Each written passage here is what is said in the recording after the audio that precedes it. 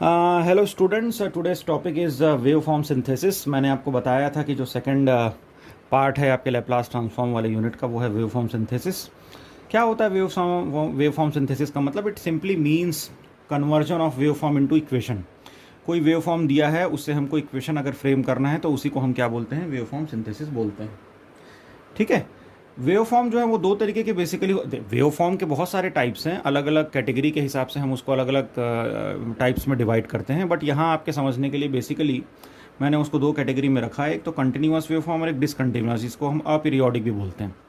मतलब वो wave form जो टाइम के साथ वेरी नहीं होते हैं, एक टाइम के बाद कांस्टेंट हो जाते हैं, तो वो डिसकंटिन्यूअस या अपीरियोडिक हो गए। और वेव फॉर्म जो टाइम के साथ बिल्कुल कंटिन्यूअस होते हैं, बिल्कुल टाइम के साथ चलते रहते हैं, वो हो गए कंटिन्यूअस वेव फॉर्म। ठीक है। अब देखिए इस फिगर में ये कंटिन्यूअस वेव फॉर्म का एग्जांपल है, ये कंटिन्यूअस वेव फॉर्म है, साइनसोइडल वेव फॉर्म है। ये जो है डॉट डॉट डॉट लाइन ये शो कर रही है कि ये आगे तक भी चलता रहेगा। सिमिलरली ये जो एग्जांपल है यूनिट स्टेप सिग्नल का एग्जांपल है, ये टी के साथ जो है वो कंटिन्यूअस में है, ये भी कंटिन्यूअस है।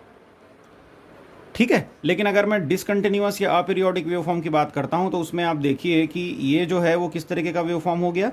ये सिर्फ ये लेट अस से कि this is 0 and this is 1, तो मतलब ये 0 और 1 के बीच में ही रहेगा ये वेव फॉर्म, 1 के बाद इसका कोई एग्जिस्टेंस नहीं है। तो ये अपीरियोडिक वेव फॉर्म हो गया, डिसकंटिन्यूअस वेव फॉर्म हो गया। ऐसे ही लेट अस से this is 0 and this is 1, ये भी 0 और 1 के बीच में ही एग्जिस्ट कर रहा है। ठीक है। तो दोनों सिग्नल को, दोनों ही वेव फॉर्म को रिप्रेजेंट करने का इक्वेशन के फॉर्म में अलग अलग तरीका होता है। उन चीज़ों को ही हमको समझना पड़ेगा कि कंटिन्यूअस वेव फॉर्म को कैसे हम लोग रिप्रेजेंट करते हैं, और वैसे ही अपीरियोडिक या डिसकंटिन्यूअस वेव फॉर्म है उसको हम लोग कैसे रिप्रेजेंट करते हैं। ठीक। प्रॉब्लम के थ्रू हम लोग समझते हैं। Right the equation for the wave form shown in the figure below in terms of the linear combination of the step function. हमको इस वेव फॉर्म का जो है इक्वेशन लिखना है, इक्वेशन के फॉर्म में इसको रिप्रेजेंट करना है, और ये ध्यान रखना है कि जब हम इसको इक्वेशन के फॉर्म में रिप्रेजेंट कर रहे हो तो हमको कौन से फंक्शन को यूज़ करना है? स्टेप फंक्शन को यूज़ करना है। ये प्रॉब्लम में दिया हुआ है। अब इसको ज़रा समझते हैं इस डायग्राम को। इसमें दो चीज़ें, दो वेव फॉर्म दिख रहे हैं मुझे। 2 से 4 के बीच में एक वेव फॉर्म है जिसका एम्पलीट्यूड 10 दिया हुआ है। ये एम्पलीट्यूड का एक्सिस है वाई एक्सिस, और ये जो एक्स एक्सिस है वो किसका एक्सिस है? टाइम का एक्सिस है। ये दोनों चीज़ों को आपको समझना बहुत इंपॉर्टेंट है। एक्स एक्सिस में हम टाइम को रिप्रेजेंट करते हैं और वाई एक्सिस में हम लोग एम्पलीट्यूड को रिप्रेजेंट करते हैं जनरली। ठीक है। तो ए जो है वो 10 है यहाँ पे, और 2 और 4 के बीच में एक सिग्नल है जिसका एम्पलीट्यूड कितना है? 10 है। वैसे ही 8 और 9 के बीच में एक सिग्नल है जिसका एम्पलीट्यूड कितना है? -10 है। ये इसको कंपेयर मत करना, ये तो बनाते बनाते ये फिगर इस तरीके से बन गया। इसका एम्पलीट्यूड 10 और इसका एम्पलीट्यूड कितना है? -10। ठीक। ये सेकंड्स भी आप समझ सकते हैं कि 0 1 2 3 को सेकंड्स को रिप्रेजेंट करना है, अलग अलग टाइम इंटरवल में कितना सेकंड में कौन सी वैल्यू है एम्पलीट्यूड की वो दी हुई है। ठीक है। कैसे सॉल्व करेंगे इस प्रॉब्लम को? इस प्रॉब्लम को सॉल्व करने के लिए हम लोग अब ये बेसिक कंसेप्ट समझते हैं कि किस तरीके से प्रॉब्लम हम लोग सॉल्व कर सकते हैं। सॉल्यूशन में सबसे पहले हमको क्या ध्यान देना है? There is a wave form between time instant 2 to 4, जैसे मैंने आपको बताया, विथ द एम्पलीट्यूड ऑफ 10।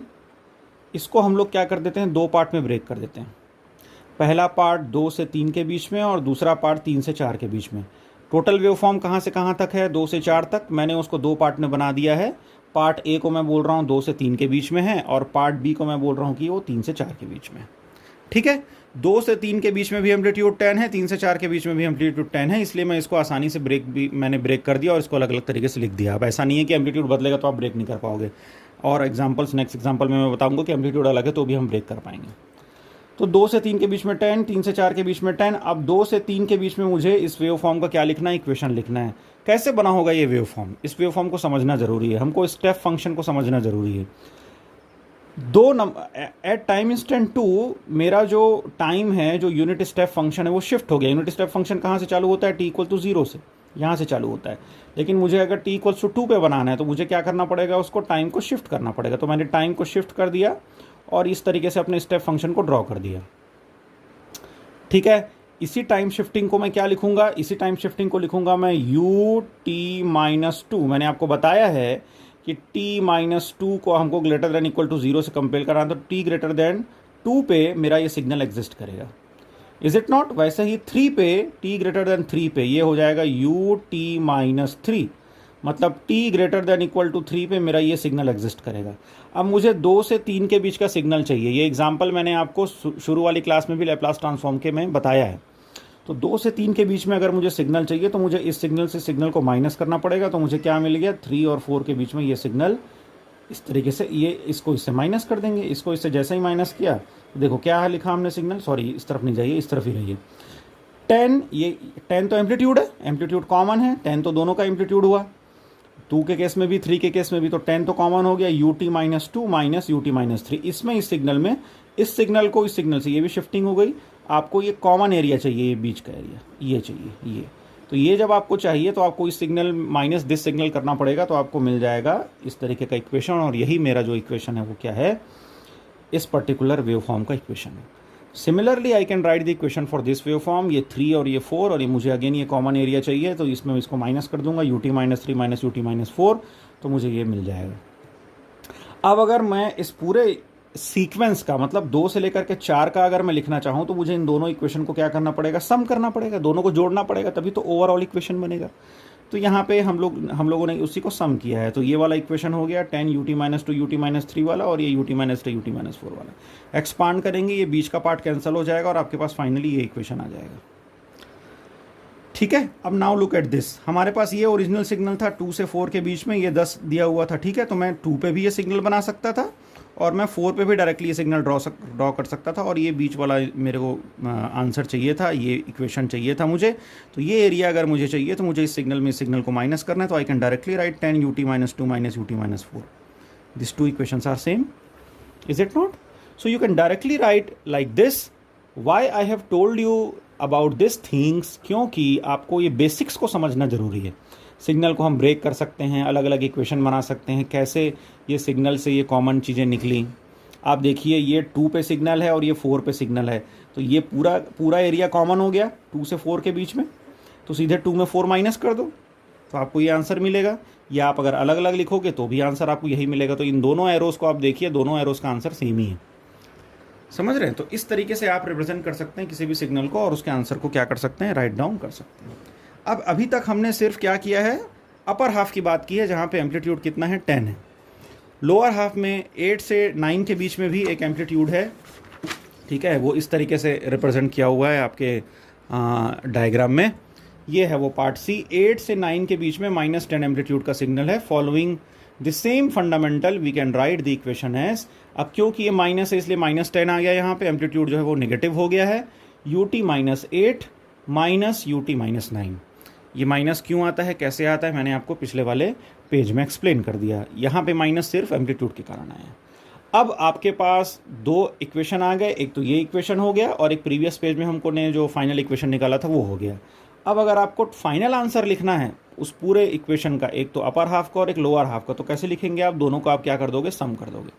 तो 10 ut minus 2 minus ut minus 4 minus, ये माइनस इसके वजह से आया ना, नहीं तो ये प्लस रहता है, 10 ut minus 8 minus ut minus 9। अब इसी को आपने एक्सपांड कर दिया, एक्सपांड करके इस तरीके से लिख दिया, 10 क्योंकि दोनों में कॉमन है, कॉमन निकाल लिया आपने। अब आप इसका लैप्लास ट्रांसफॉर्म भी निकाल सकते हैं, क्योंकि सारे ही फंक्शन यूनिट स्टेप है। यूनिट स्टेप का लैप्लास फंक्शन, लैप्लास रिस्पॉन्स क्या होता है, 1/s, तो 10/s हो गया, ये 10 इज द कांस्टेंट, तो 10/s हो गया। बाकी ये जो सारी चीज़ें हैं ये e to the power -2s -4s -8s and -9s as it is. ये भी मैंने आपको लैप्लास ट्रांसफॉर्म के पहले लेक्चर में बताया है कि किस तरीके से ये फॉर्मूले को यूज़ करना है और ये आंसर लेके आना। ठीक है, तो this is all about the problem number 8.2। अब 8.5 में चलते हैं। अब देखिए 8.5 में क्या चीज़ है जो नई है, जो पिछले प्रॉब्लम में नहीं थी। इम्पॉर्टेंट ये है 8.5 में जो प्रॉब्लम है कि 0 से 1 के बीच में मेरा एम्पलीट्यूड 1 है, 1 से 2 के बीच में मेरा एम्पलीट्यूड 2 है, और फिर से 2 से 3 के बीच में मेरा एम्पलीट्यूड 3 है। जब डिसकंटिन्यूटी हो एम्पलीट्यूड में, ध्यान दीजिए मेरी बात को, जब डिसकंटिन्यूटी हो एम्पलीट्यूड में तो I can directly not right ut minus 0 minus ut minus 3। जैसे पिछले केस में क्या था, यहाँ पे कंटिन्यूटी थी, 2 से 4 के बीच में क्या थी, कंटिन्यूटी थी, तो आपने ut minus 2 minus ut minus 4 directly लिख दिया। क्यों, क्योंकि सारे 2 से 4 के बीच जो टाइम इंस्टेंट है उसमें इस सिग्नल की जो वैल्यू है वो 10 है, एम्पलीट्यूड 10 है। बट यहाँ पे ऐसा नहीं है, यहाँ पे एम्पलीट्यूड एक बार 1 है, एक बार 2 है, और फिर एक बार 1 हो जाता है। तो इसको हमको ब्रेक करना ही पड़ेगा। ब्रेक करने के अलावा हमारे पास कोई दूसरा रास्ता नहीं है। पहला तो ये हमारा सिग्नल है, दूसरा हमारा सिग्नल ये है और तीसरा हमारा सिग्नल ये है। इन 3 सिग्नल्स के लिए हम लोग अलग अलग क्या करेंगे, इक्वेशन लिखेंगे और बाद में सारे इक्वेशंस को क्या कर देंगे, ऐड कर देंगे और ऐड करने के बाद हमको फाइनल आंसर मिल जाएगा। ठीक है, remember in case of different amplitude of the waveform, जैसे इस केस में है, we can not directly write the equation. जैसे मैंने आपको अभी समझाया, we have to first break the waveforms into different parts with respective amplitudes and then write the equations। हमको जो भी पार्ट्स हैं अलग अलग वेवफॉर्म को, उसके एम्पलीट्यूड के साथ उसको ब्रेक करना पड़ेगा। जैसे ही हम एम्पलीट्यूड के साथ उसको ब्रेक कर लेंगे, फिर हम उनके इक्वेशंस को इंडिविजुअली लिखेंगे और लास्ट में हम उसको क्या कर सकते हैं, उनका समेशन निकाल सकते हैं। ठीक है, चलिए समझते हैं इसको किस तरीके से लिखा है। अब यहाँ पे देखिए, यहाँ पे हमने क्या किया, सबसे पहला सिग्नल ले लिया 0 से 1 के बीच में। 0 से 1 के बीच में एम्पलीट्यूड कितना है, 1 है। यहाँ पे हम 1 भी लिख सकते हैं, ये भी 1 है, यहाँ पे भी आप 1 लिख सकते हो, एक ही मतलब है। 0 से 1 के बीच में अब ये यूटी है। अगर ये ऐसा होता, ये अगर प्लेन सिग्नल होता तो ये यूटी होता, लेकिन हमको उसको 1 पे स्टॉप करना है। इसका मतलब जो 1 पे शिफ्टिंग है, यूटी माइनस 1, यूटी में यूटी माइनस 1 को आप माइनस कर दो। एक यूटी सिग्नल चल रहा था इस तरीके से और एक है यूटी माइनस 1, ये है यूटी, ओरिजिनल यूटी, और ये जो सिग्नल है 1 पे है, ये क्या है, यूटी माइनस 1। आपको इन दोनों के बीच का एरिया चाहिए, तो इसमें इसको माइनस कर दीजिए, तो यूटी माइनस 1 लिखिए माइनस करके, तो आपको ये सिग्नल मिल जाएगा, जैसे मैंने पहले भी एक्सप्लेन किया हुआ है। अब मुझे 1 से 2 के बीच में लिखना है। इस बार एम्पलीट्यूड कितना है, 2, तो 2 हो गया यहाँ पे u t minus 1 minus u t minus 2, as simple as that. वैसे ही मुझे 2 से 3 के बीच में लिखना है। अगेन एम्पलीट्यूड कितना है, यहाँ पे 1 है, यहाँ पे भी 1 लिखा हुआ है ना, तो ये हो गया 1 UT minus 2 minus u t minus 3। ये 3 मुझे इक्वेशन मिल गए इन तीनों वेवफॉर्म्स के लिए, रिस्पेक्टिव वेवफॉर्म्स के लिए। अब इन तीनों इक्वेशंस को मैं क्या कर दूंगा, ओवरऑल इक्वेशन बनाऊंगा और तीनों इक्वेशन को मैं सम कर दूंगा। जो चीज़ें मुझे कॉमन दिख रही है, कॉमन मतलब प्लस माइनस दिख रहा है, उसको मैं वहाँ से हटा दूंगा और जहाँ से जो प्लस या माइनस हो रहा है उसको मैं वहाँ पे ऐड या सब्ट्रैक्ट कर दूंगा। जैसे इस केस में 2 यूटी माइनस 1 में ये रिड्यूस होके ये हो गया और यहाँ से माइनस में ये हो गया, ये माइनस आ गया, ये माइनस हो गया। अब इनका अगर आप लैप्लास ट्रांसफॉर्म निकालेंगे तो इसका तो 1/s हो जाएगा। सब में 1/s कॉमन रहेगा क्योंकि ये सारे यूनिट स्टेप फंक्शन है। बाकी e⁻⁻s, e⁻²s और e⁻−3s as I have already told you in the previous lectures formula. इस तरीके से आप उसको क्या कर सकते हैं, रिप्रेजेंट कर सकते हैं। ठीक है, तो ये हो गया हमारा लैप्लास ट्रांसफॉर्म लेने का तरीका और हम लोग इस तरीके से फाइनल आंसर को कैलकुलेट कर सकते हैं। ठीक, तो ये हो गए सिंपल स्टेप फंक्शन की बात। अभी हम लोगों ने स्लोप के बारे में कोई स्टडी नहीं किया है। स्लोप के बारे में मैं आपको थोड़ी देर में बता रहा हूँ अभी इसी लेक्चर में। इतने समय तक के हम लोगों ने बेसिकली क्या डिस्कस किया कि हम लोग किस तरीके से किसी वेव फॉर्म को इक्वेशन में कन्वर्ट कर सकते हैं अगर वो नॉर्मल स्टेप फंक्शन है। ठीक है, अब कुछ और आगे इसके लॉजिक को लेके चलते हैं और समझने की कोशिश करते हैं। थोड़ा सा जो डिफ़िकल्ट पार्ट है, डिफ़िकल्ट नहीं है, थोड़ा सा कंसेप्चुअल है, उसको हम लोग समझने की कोशिश करेंगे और एक ही न्यूमेरिकल में और कवर करूँगा ये वाले लेक्चर में, क्योंकि ये थोड़ा सा कंसेप्चुअल है, इसको आराम से कवर करना पड़ेगा। उसके बाद फिर जब हम लोग नेक्स्ट क्लास में जाएंगे तो मैं और कुछ 2-3 न्यूमेरिकल इसके ले लूँगा, आपको वेवफॉर्म सिंथेसिस आपका कंप्लीट हो जाएगा। ठीक है, उसके बाद फिर हमको वेवफॉर्म सिंथेसिस को अप्लाई करना पड़ेगा अपने किसी सर्किट में। अभी हम लोग सिर्फ वेवफॉर्म सिंथेसिस कर रहे हैं। अभी आपको ये भी बोल सकता है किसी प्रॉब्लम में कि कोई आरएल सर्किट है या आरसी सर्किट है, उसमें आप वेवफॉर्म अप्लाई कीजिए, step waveform, triangular waveform, whatever waveform they can give you in the problem and they will ask to find out the value of the current and voltage और power whatever. ठीक है, तो उस तरीके के question भी हमको करने हैं, तो वो हम लोग फ्यूचर वाली क्लास में करेंगे, कभी next classes, next upcoming classes में। अब हम लोग उस वेवफॉर्म की बात करेंगे जिसमें क्या होता है, स्लोप होता है। ये स्लोप हो गया एक तरीके से, ये एम्पलीट्यूड का एक्सिस, ये टाइम का एक्सिस, ये बीच में स्लोप। तो हमेशा जो स्लोप का इक्वेशन है वो आप लोग बनाएंगे amplitude upon del of time, amplitude divided by del of time, यही स्लोप का इक्वेशन होता है। ठीक है, अभी स्लोप का इक्वेशन मतलब जो भी स्लोप आएगा उसका एक सिंपल फंडामेंटल आपको फॉलो करना है, amplitude upon del of time. Del of time मतलब टाइम का डिफरेंस, ये स्लोप जिस टाइम पे है और यहाँ पे एंड हो रहा है, उन दोनों के बीच में जो टाइम का डिफरेंस रहेगा उसको हम लोग डेल ऑफ टी बोलेंगे या डेल ऑफ टाइम बोलेंगे। अब ये है प्रॉब्लम नंबर 8.3। इसमें क्या बोल रहा है कि एक सिग्नल है जो 0 से 1 के बीच में एग्जिस्ट कर रहा है, एक साइनोसॉइडल टाइप का सिग्नल है, हालांकि कंप्लीट साइनोसॉइड नहीं है, अपीरियोडिक है, और इसका एम्पलीट्यूड कितना है, k1 है, और एक ट्रायंगुलर वेव फॉर्म है जो 2 से 3 के बीच में, इसका एम्पलीट्यूड कितना है, k2 है। अब इन दोनों सिग्नल के लिए मुझे कंप्लीटली एक वेव फॉर्म है जिसके लिए मुझे क्या लिखना है, इक्वेशन लिखना है। ठीक है, तो हम लोग सॉल्यूशन स्टार्ट करते हैं। स्लोप का कंसेप्ट मैंने यहाँ पे आपको बताया है, इसलिए मैं पहले आपको स्लोप की ही बात करूँगा, बाद में हम फिर इस साइनोसॉइड वाले वेवफॉर्म में आएंगे। अब आप देखिए इसको ध्यान से, ये ट्रायंगुलर वेवफॉर्म है जो 2 से 3 के बीच में एग्जिस्ट करता है। अब इस वाले वेवफॉर्म में 2 टाइप हैं, पहला तो साइनोसॉइडल है जो कि अपीरियोडिक है, और दूसरा एक ट्रायंगुलर वेवफॉर्म है। हम लोग ट्रायंगुलर वेवफॉर्म से स्टार्ट कर रहे हैं। बीच में मुझे सिग्नल की वैल्यू, टाइम इंस्टेंट की वैल्यू नहीं दी हुई है, मैंने यहाँ पे अज्यूम कर लिया है कि टाइम इंस्टेंट कितना है, 2.5। ऐसा करने से मुझे सिग्नल को लिखने में आसानी हो जाती है। आप कई लोग क्वेश्चन करते हैं, सर क्या मैं 2.4 नहीं ले सकता था इसको, या 2.6 नहीं ले सकता था, या 2.7 नहीं ले सकता था, क्योंकि इसमें तो दिया नहीं है। तो आप हमेशा ध्यान रखिए, आप अपने प्रॉब्लम को सॉल्व करते हैं, ना कि उसको कॉम्प्लेक्स बनाते हैं। ठीक है, अगर आप मिडिल में एक वैल्यू लेंगे 0.5, तो इससे इसका डिस्टेंस और इससे इसका डिस्टेंस क्या हो जाएगा, बिल्कुल इक्वल हो जाएगा। इक्वल होने से आपको इक्वेशन बनाने में क्या होगी, आसानी होगी। तो कभी भी जब आपको अजम्पशन लेना है तो ऐसा अजम्पशन लीजिए जिससे आपको सॉल्यूशन फाइंड आउट करने में आसानी हो। ठीक है, तो 2.5 ले लिया यहाँ पे बीच में। अब हम लोग देख सकते हैं कि ये जो इक्वेशन है वो 3 डिफरेंट टाइम इंस्टेंट्स में हम लोग को लिखना है। कौन कौन से टाइम इंस्टेंट में लिखना है, एक तो 2 पे लिखना है, एक तो 2.5 में लिखना है, और एक तो 3 पे लिखना है। हमेशा ध्यान रखो, जब भी आपको स्लोप का इक्वेशन लिखना है तो आपको ये ध्यान में रखना है कि स्लोप कौन कौन से टाइम इंस्टेंट में चेंज हो रहा है। जिस टाइम इंस्टेंट में स्लोप की वैल्यू चेंज होगी, उस टाइम इंस्टेंट में आपको उस वैल्यू को क्या करना है, रिप्रेजेंट करना है। जैसे यहाँ पे स्लोप 0 था 2 तक के कोई स्लोप नहीं था। जैसे ही हम 2 पे आए, यहाँ से एक स्लोप बढ़ना चालू हुआ, जो कहाँ तक गया, 2.5 तक गया। 2.5 में फिर स्लोप चेंज हुआ। स्लोप चेंज होने के बाद वो नीचे आना चालू हो गया। नीचे आते आते वो कहाँ तक गया, 3 पे गया। 3 पे आने के बाद क्या स्लोप आगे बढ़ा है, क्या नहीं बढ़ा है, वो फिर से क्या हो गया है, कांस्टेंट हो गया, मतलब 0 हो गया है। मतलब एक बार स्लोप 2 पे चेंज होता है, एक बार स्लोप 2.5 पे चेंज होता है, और फाइनली वो सेटल हो जाता है कितने पे, 3 पे। तो हमको t=2 पे, t=2.5 पे और t=3 पे अलग अलग इक्वेशंस को लिखना पड़ेगा। और जब हम इन इक्वेशंस को कंबाइन कर लेंगे, फिर हम बोलेंगे कि हमने इस ट्रायंगुलर वेवफॉर्म के लिए इक्वेशन को क्या कर लिया है, अचीव कर लिया है। अब t=2 की बात करते हैं। अब आपको इस एग्जाम्पल को बहुत ही ध्यान से समझना है। ठीक है, amplitude upon del of time. कितना एम्पलीट्यूड है भाई, सिग्नल का ऊपर में लिखा हुआ है k2, तो ये k2 हो गया। अब ये तो एक वेरिएबल है, कोई कांस्टेंट वैल्यू भी हो सकती थी, वो तो वहाँ पे हम लोग वो ले लेते, लेकिन यहाँ पे कांस्टेंट ना देके आपको k2 दिया हुआ है, तो k2 is the amplitude of this particular triangular waveform. Upon time का डिस्टेंस, अब ये यहाँ से यहाँ तक ये वेवफॉर्म एग्जिस्ट कर रहा है। ये पर्टिकुलर जो स्लोप है वो 2 से 2.5 के बीच में है। तो मुझे अगर टाइम इंस्टेंट निकालना है तो मैं कैसे निकालूंगा, 2.5 माइनस 2, हाईएस्ट माइनस लोवेस्ट, तो कितना हो गया ये 0.5। k2 upon 0.5 can be written as 1/2, तो 2 ट्वाइस ऑफ k2।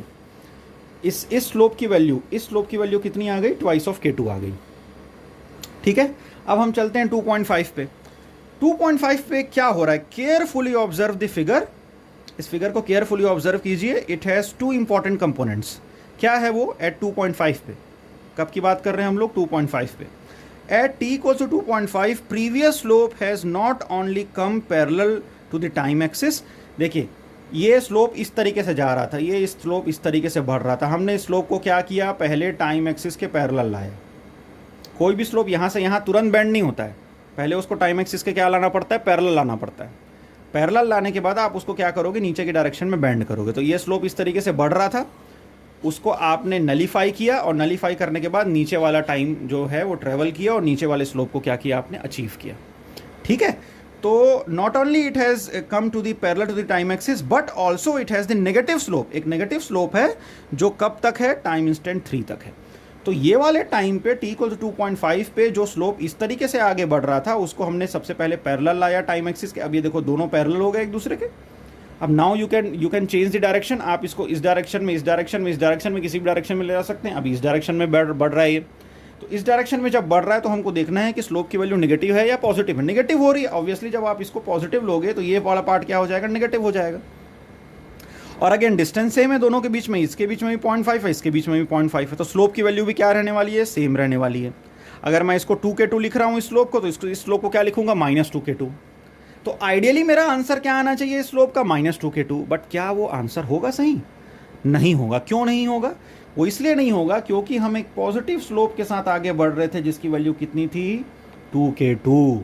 अब उसको मुझे किस में कन्वर्ट करना है, -2k2 में कन्वर्ट करना है। Are you getting my point? कैसे करेंगे? सबसे पहले आप इस 2k2 को क्या करेंगे, नलीफाई करेंगे। नलीफाई करने के लिए क्या करना पड़ेगा, अगर 2k2 पॉजिटिव है तो उसको -2k2 देना पड़ेगा। जब आप पॉजिटिव 2k2 को -2k2 देंगे तब वो टाइम एक्सिस के पैरेलल आ जाएगा। 2k2 माइनस 2k2 तो कितना मिलेगा, 0। जैसे ही 0 हुआ तो टाइम एक्सिस क्या हो गया, पैरेलल आ गया एक दूसरे के। जैसे ही टाइम एक्सिस एक दूसरे के पैरेलल आया, अब नाउ यू कैन चेंज। ठीक, अब इस स्लोप की वैल्यू कितनी है, इस स्लोप की वैल्यू निकालने तो क्या करेंगे, अगेन एम्पलीट्यूड अपॉन टाइम। तो एम्पलीट्यूड कितना है, k2, और k2 डिवाइडेड बाई 0.5, तो अगेन कितना आ गया, 2k2, जैसे यहाँ पे आया था। लेकिन वो डायरेक्शन कितना है, नीचे की तरफ है। डायरेक्शन किधर है, नीचे की तरफ, तो वहाँ पे -2k2। तो एक -2k2 क्या कर रहा है, आपके वेव फॉर्म को टाइम एक्सिस के पैरेलल ला रहा है। और वो -2k2 की ज़रूरत क्यों पड़ी, क्योंकि आपका ये पॉजिटिव 2k2 जो है वो सिर्फ इसी इंस्टेंट तक था। मुझे इसको नीचे बैंड करना है, तो नीचे बैंड करने के लिए पहले हम एक्सिस के पैरेलल लाएंगे, तो वो -2k2 हो गया। और फिर उसको नीचे की तरफ बैंड करेंगे विद द नेगेटिव वैल्यू, और स्लोप की वैल्यू सेम है। तो अगर ये 2k2 है तो वो भी -2k2 होगा। तो एक -2k2 नलीफाई करता है, एक -2k2 आपके स्लोप को नीचे लेके आता है। तो -2k2 एंड -2k2, तो कितना हो गया, -4k2। पहला स्लोप हमने बनाया कौन से टाइम इंस्टेंट पे, 2 पे स्लोप कितना था 2k2 का, 2.5 पे स्लोप कितना हो गया, -4k2। I have told you ये -4k2 कैसे आता है। So how we can write this equation, understand that at t equals to 2.5 we have to do two things. First is to nullify the previous slope so that it can come parallel to the time axis. जैसे मैंने आपको बताया, सबसे पहले आप उसको nullify करोगे, ये जो स्लोप आगे बढ़ रहा है इसको आप पैरेलल लेके आओगे, तो उस पैरेलल लेने के लिए एक -2k2 आएगा वहाँ से। देन सेकेंड पॉइंट क्या है, to write the equation of that slope which is just reverse in the direction and at the t equal to 3, t equal to 3 पे वो स्लोप एंड हो रहा है, इस तरीके से एंड हो रहा है। हमको एक और बार लिखनी पड़ेगी वैल्यू किसकी, स्लोप की, तो a/Δt, a बाई k2, और टाइम डिफरेंस अगेन कितना 0.5 का, तो 2k2। अब क्योंकि एम्पलीट्यूड निगेटिव है इसलिए -2k2। तो इन दोनों स्लोप को, ये -2k2 और ये -2k2 का फाइनल स्लोप कितना मिल गया आपको, -4k2। कौन से टाइम की बात कर रहे हैं हम लोग, t equals to 2.5 की बात कर रहे हैं। समझ में आई बात? तो इस तरीके से, तो इस स्लोप की वैल्यू कितनी है, -4k2 है, इस स्लोप की वैल्यू कितनी है, 2k2 है। अब 3 पे आइए, टाइम इंस्टेंट 3 पे आइए। 3 पे मेरा जो स्लोप है वो 0 पे चला जाता है, फिर से टाइम एक्सिस के पैरेलल आ जाता है। 3 पे मेरा स्लोप जो है वो फिर से क्या हो जाता है, टाइम एक्सिस के पैरेलल आ जाता है। अब ध्यान से समझना है, आपको आंसर इसको खुद से निकालना है कि भाई इसका आंसर क्या आने वाला है। द स्लोप और wave form is ending eight t equals to 3, so we have to write an equation in such a manner that it will stop at t equals to 3. t equals to 3 के बाद आप और कोई ये further equation नहीं लिखेंगे, क्यों, क्योंकि 3 पे ही मुझे एंड करना है। ये देखो, ये 3 पे मुझे एंड करना है, यहाँ पे ये 3 है, यहाँ पे मुझे एंड करना है। अब मुझे ये बताइए 2.5 पे ये जो स्लोप आ रहा है वो -4k2 का है कि -2k2 का है, और मुझे क्या करना पड़ेगा कि 3 पे ये स्लोप एंड हो जाए। सोचिए क्या, देखिए फिर से समझते हैं। यहाँ पे पहला स्लोप कितने का था, 2k2 का था। -4k2 कैसे आया, हमने उसको नलीफाई किया तो -2k2, नीचे लाया तो -2k2, तो -4k2। ये स्लोप -4k2 का है। ठीक, अब 3 पे मुझे उसको इसके पैरेलल लाना है, तो सिंपल आंसर क्या हुआ, -4k2 में सर +4k2 ऐड कर देंगे, तो -4k2 और +4k2 एक दूसरे को नलीफाई कर देंगे और ये आंसर ऐसा हो जाएगा। बट क्या ये आंसर सही है? सोचिए, क्या -4k2 में अगर मैं +4k2 को ऐड कर देता हूँ तो क्या मुझे ये पैरेलल एक्सिस मिल जाएगा स्लोप के? ठीक है, क्वेश्चन आ सकता है दिमाग में कि क्या मुझे -4k2 में +4k2 ऐड करना चाहिए या कोई दूसरा आंसर होगा इसका। इसका आंसर आपको मिलेगा इस पेज पे। इस पेज को फिर से समझिए ध्यान से और देखिए कि इस स्लोप की वैल्यू क्या है। इस स्लोप की वैल्यू अगर आपको निकालनी है, सिर्फ इस स्लोप की बात कर रहा हूँ मैं, तो आप कैसे निकालेंगे, आप देखेंगे कि एम्पलीट्यूड कितना है और आप देखेंगे कि टाइम कितना है। तो एम्पलीट्यूड कितना है भाई, k2, और टाइम कितना है भाई 0.5। k2/5 कितना निकलेगा, ट्वाइस ऑफ k2, लेकिन नेगेटिव डायरेक्शन में, मतलब -2k2। -4k2 हम लोग क्यों लिख रहे हैं यहाँ पे, why we are writing -4k2 here, since the earlier slope was moving with the positive direction and containing the value of 2k2, I have to write -2k2.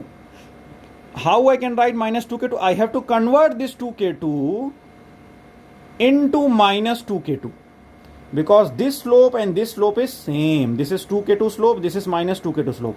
How can I convert 2k2 into minus 2k2? Simply by adding minus 4k2. If I add minus 4k2 with 2k2, I will get minus 2k2. Simple mathematical logic. Is it not? So I have not intentionally add this minus 2k2 with this minus 2k2 to gain this value minus 4k2. What I have done, I have just followed the previous concept. My previous slope was 2k2 and I have to achieve minus 2k2. So how can I achieve minus 2k2? By simply adding the minus 4k2.